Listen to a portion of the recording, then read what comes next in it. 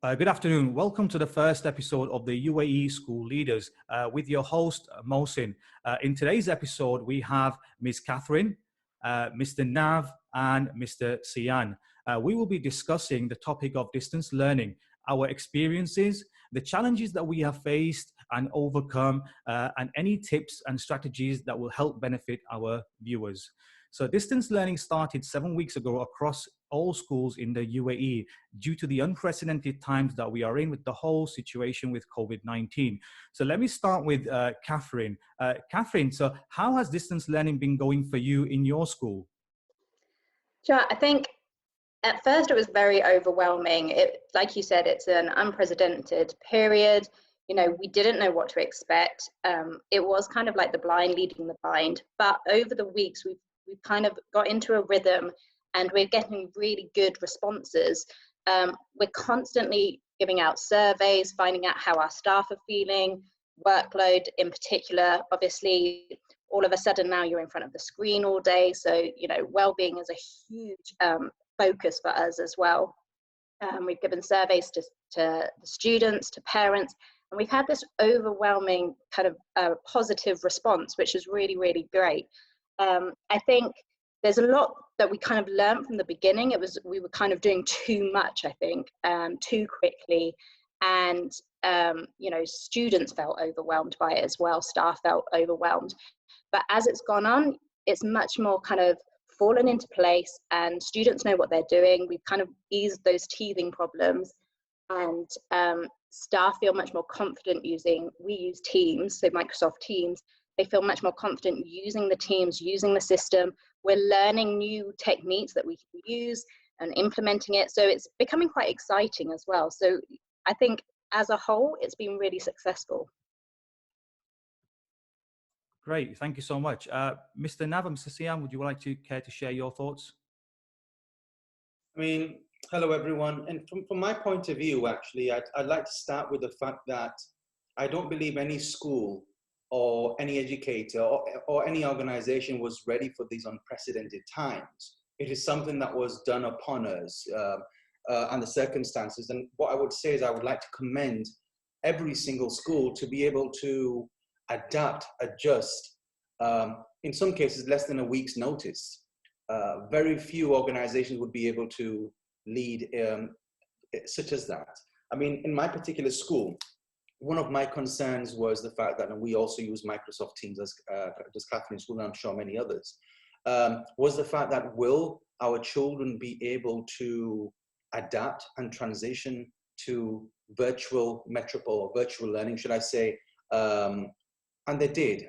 I thought my attendance will be around 70, 75s, and I was proud to see that even on the first day, it was around 92 to 93%, which came as a surprise to me. And I think what was important for us was to try to maintain the routines for our young people as best as possible under these difficult times in which anxiety was rife even with adults. And children see children do. If their parents are anxious, the children will be anxious. So as the educators, it was up to us as frontline staff after the health service, if you will, to be able to maintain order, maintain routines, and be that friendly face for our children who trust us so much and see us as their mentors, really. Great, thank you so much. Mr. Sian? Well, to be honest, both of them summed it up quite well. Just to to add to both what they were saying, the transition for us is really smooth because of the situation. Thank you so much there, Mr. Sian. So next question. So what has been the biggest challenges you have faced, and how did you overcome these, Mr. Nav? I think challenges-wise, there's been a few, but I'm proud to say we've been able to manage a lot of them, because one of the things, and every leader knows this, a crisis management plan, as Sian mentioned, is necessary. And it's always a case of, granted, a school would plan for crisis, maybe not necessarily a global pandemic on this scale. However, we do plan for that. So we account for these things. In terms of crisis, if I was to really think about what we've had, I guess it came down to ensuring our parents and our students had internet connectivity. devices, and they were all able to access those. So we had to send out a lot of surveys to our staff members too. So perhaps some teachers or staff members may not have had, or may have had an internet, but it was intermittent, perhaps not as fast. There's lag, and there's a lot that happens online, and you require bandwidth. So that was one of the initial challenges, to ensure that everyone was able to have the right internet connectivity, correct devices that enable them to be able to teach and ensure learning is as effective as possible. And our students, our young people, were able to access with devices and support them with that, so it enables them to be able to learn. And we were able to quickly adapt to that. Being part of a larger network, I mean, it makes it a little bit easier for us. But speaking to colleagues from perhaps single owner schools, or let's just say schools in a different tier, in which this is far more of a challenge. For example, one device for 5 students, 5 children becomes a bit more of a challenge. A second challenge, if I may touch on, was the idea of our parents not being able to support the younger children as much as possible, because they require a level of supervision, if you will, initially. So that was a challenge in a foundation stage and key stage 1, I'd say. And we handled that quite well by trying to be as independent as possible and promoting those independent skills. And I'm actually proud to say our students were able to be independent even as young as 5 years old. But the way we were able to overcome that challenge is by making it more flexible, by having a synchronous approach, live teaching, etc., and an asynchronous approach, screen recordings, and giving that option and choice to our parents, so that those that were working during the day and who were not able to have that one-to-one time, or who had more than one children, could do it later in the day, and getting that message across. So communication was a key to be able to do this. Catherine, do you have any other points that you want to add to that? Yeah, I mean, we had the same. We had the asynchronous and the synchronous lessons as well, especially now during Ramadan as well, because a lot of students are coming online a lot later. It allows them to have that chance to catch up if they aren't able to attend the live lessons. You know, our live lessons start at 9 o'clock in the morning. If they're not able to attend it, then we have those. One of our kind of big things at the beginning was making sure staff were equipped as well, and that they understood how to use the software. A lot of our staff already use Teams anyway, so most of them kind of found it natural to carry on using Teams. However, obviously there's always going to be some staff who aren't as confident, so a lot of our more experienced teachers put together tutorials that we shared with staff as well, which was really useful. Because there's so many tools on there, the praise button that you can use for students, the pollies as well to get feedback after the class. It's great for plenaries. So just making sure that teachers were aware of all of the available tools that was there for them to help them with their teaching as well. And also it was really important that we kind of made sure that staff had that cutoff time as well. At the beginning, you know, students, especially out here, I find the culture of students, they want to do well and they want to achieve, and so they will keep contacting you and they will keep trying to kind of make sure that they're on the right track and ask you questions. And sometimes that can be at 2 o'clock in the morning, which, you know, for a well-being position, you know, you have to have that cutoff. So it was kind of trying to say to our staff, you know, you're doing a fantastic job, but take time for yourself as well. So make sure that, you know, you have a cut-off time, whether that's 3:30, 4:30, 5:30, but after that point, turn off your notifications. You know, I know that you instinctively want to respond and help the students as much as you can. That's why we're in this role. But, you know, when you're now constantly kind of being consumed with the screen, you have to have that cutoff. It's not like leaving a school building and you know that that's the end of the day. There is no building to leave here. So you have to mentally have that cutoff. So that was a really important message that we had to give our staff. Great, that's very insightful. Thank you so much. Mr. Sian, do you want to add anything to that? Again, both of them have made very good points, but I think to add to it, again, I think the parents as well, it was, you know, something really new to the parents. All right, thank you very much, Mr. Sian. So next question, how do students complete classwork and submit their assignments across all phases in your school, Catherine? Actually, because I'm also a parent myself, you know, it's really useful. And the younger students, they can upload pictures, videos, they can, you know, write comments, and the teachers are constantly giving feedback. You know, my daughter gets feedback every single day for pretty much most, like verbal feedback for pretty much most of her posts. If not verbal, then she will get a comment or some sort of response. So that's working really well in primary. Obviously in secondary, we're using Teams and Teams assignment. So we can see when students have viewed the assignments, we can see if they're working.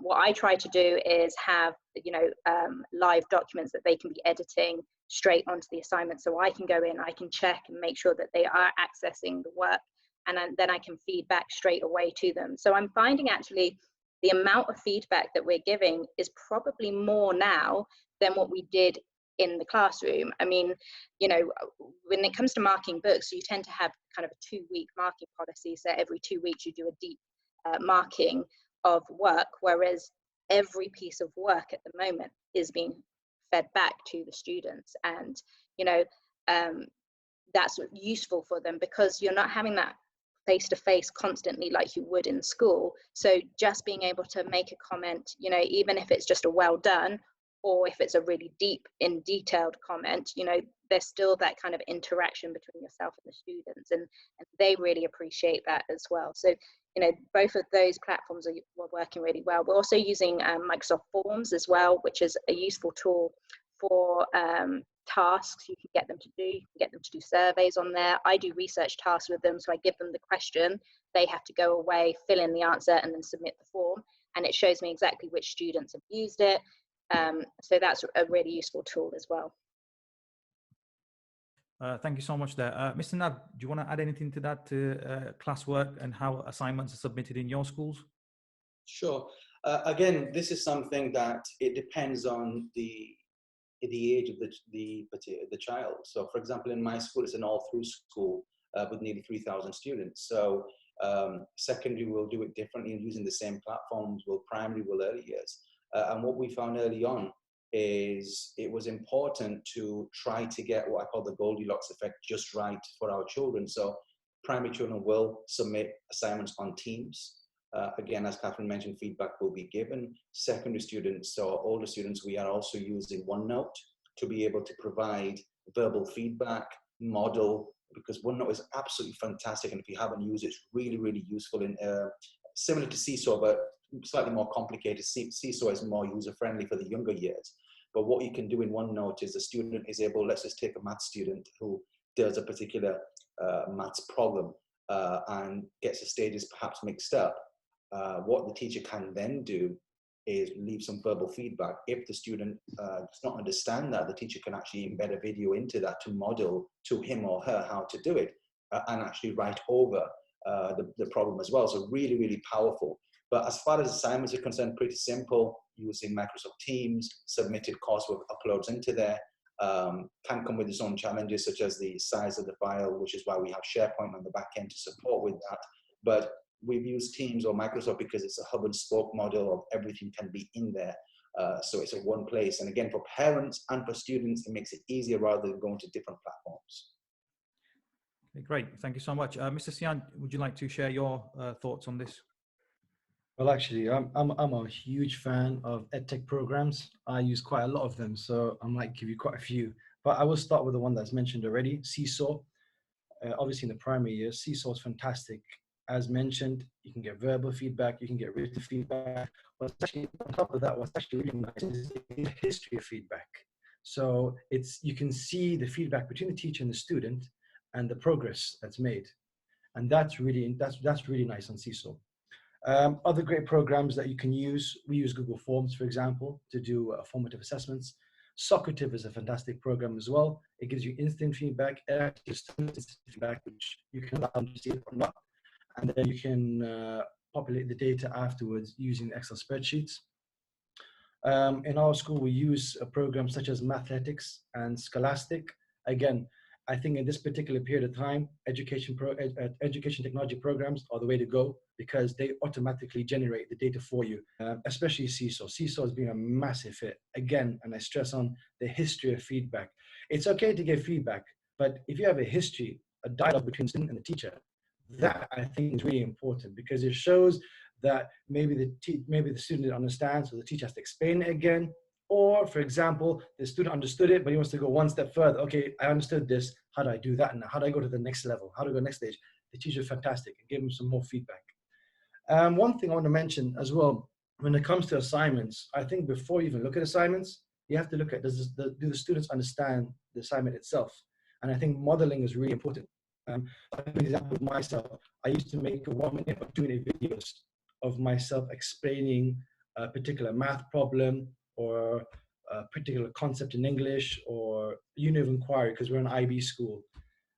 So unit of inquiry, if we're looking at the human body or if we're looking at exhibition, I would model it and then I'll put the video on Seesaw, and then the students can watch the video on Seesaw. So for example, I made a video on how to how to use references.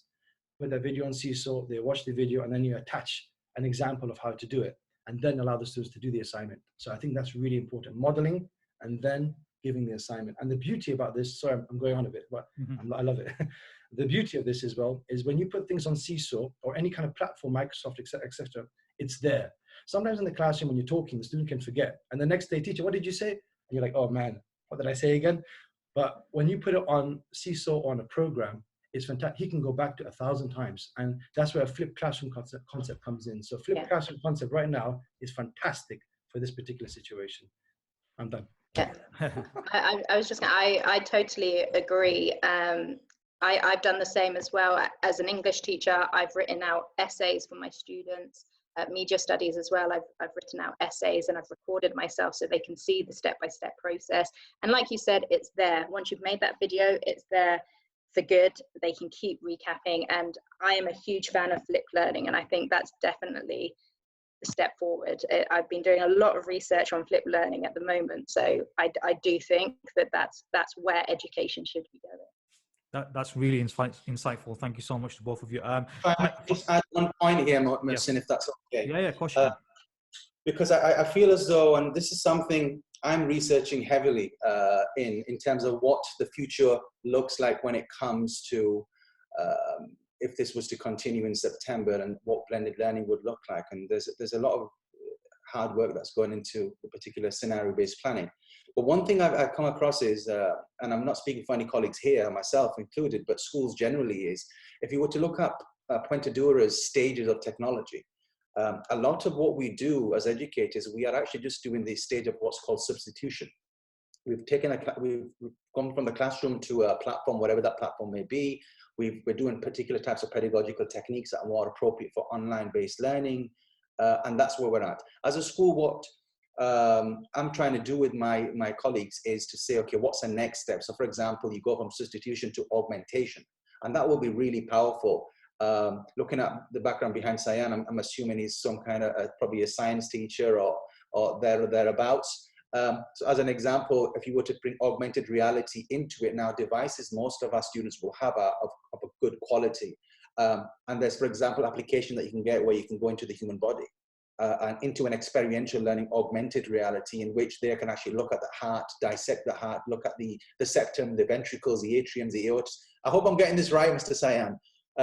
And you can do all of these things and see how much of an impact it has. And you can go to the level, and medical students do this, is okay, it replicates your own body. So if you're jogging, the heart pace will pick up in this augmented world. Or it might be a primary and they're doing something about under the sea, and they're looking at different animals and the features of the animals in science and seeing what, where are the gills or are they scaly or whatever it might be. And they can go into an augmented reality world to do that. And that blended approach of bringing AR technology, it would be the next natural step for many schools. And of course, there are many others, and I won't go into those. But I think schools are learning this as well. And a lot of these are readily available. It's just a case of there's so much out there that you've got to do what's best for your children and your school and the technical ability of your colleagues and your staff members, and build that out, because there's no point me wishing this and colleagues not being able to do this. So you have to pilot it and build it out. Whether this be for distance learning or certainly for the future to be able to bring that new dimension into the classroom. Great, thank you so much. So that leads me to the final, one of the final questions, actually. Do you think distance learning is the future of education, Catherine? I I think a blended approach is definitely the step forward. Like I said, I'm researching at the moment into flipped learning, and the idea of having, rather than homework, having pre-work, having those kind of videos that they can watch at home, having those pre-recorded lessons, so that when they come into class, that's when the learning starts taking place. That's when engagement starts taking place. You're not wasting time delivering information which they can get, on the internet. We're no longer, I'm afraid to say, the smartest people in the room anymore. They have all of this technology at their hands. So, if you take out that kind of teacher talk at the beginning of lessons and you use that time effectively, so that's where they're engaging, that's where they're collaborating, that's where they're really pulling together their ideas, all of the extra learning is done at home, ready for when they come in. So they come in prepared. I think that's definitely the step forward, where you're bringing in that distance learning into the classroom, and then you're taking, you're taking it away and letting the students, use design thinking and apply what they've learned from those pre-recorded lessons or from those reading materials or whatever it is that you've set them. They can come to class with that pre-knowledge, and then create something out of it. I think that's the step forward. Yeah, great. Thank you so much. Mr. Nav, sorry, final question from you to you. What tips and strategies can you share with our viewers in regards to distance learning? Tips and strategies. First of all, if I can piggyback off the previous question, and yeah, I'd like to say that I certainly hope not. I certainly hope that we're not distance learning for a lot longer in its current form, because every single teacher that I've ever spoken to, and when I've asked them, what do you miss the most? They say, my children, the engagement inside the classroom. And anyone, being a teacher myself, I do that. Being in the morning and seeing the smiling faces and greeting our children it's a great feeling for them and us. We are, social interactors, if you will, as human beings. We have to be human first. And that element is absolutely necessary. There's only a certain amount. We're doing the best with the technology we have. And I value technology so much because it's given us that fluidity to be able to do this. And I acknowledge that. And I guess that will be my advice, to know the limits in terms of this particular form that we're taking as a leader, as teachers, to recognize that this is as far as distance learning will go in its current form, and plan for the future. So plan for September, plan for beyond that point. What would it look like? And make the decisions in the best interest of your school and your community and your children, not necessarily what everyone else is doing, because that could quite easily be something that we are influenced by. And that's genuinely my advice, that look at your school, look at your community, everyone's is different, and see what's best for you. Look around to see what others are doing, but apply what is the best situation for your particular school, but do forward plan. Don't just sit on your laurels and think, okay, I'll adapt according to the time when the regulator tells me, or when there's further announcements of these things. As leaders, we've got to see further than that, and you've got to plan for every possible scenario from September, whether that be a blended learning approach, and there are around 9 or 10 different blended learning approaches, or whether it be normality. And if it is, let's just say we go back to school as it was, I promise you school will not be the same as it is, because technology will play far more of a role in this, because it certainly serves as a need for us as opposed to a want. So we'll leave it at that. Thank you to our lovely guests for joining me. It has been an absolute pleasure. And then until next time, goodbye. Thank you.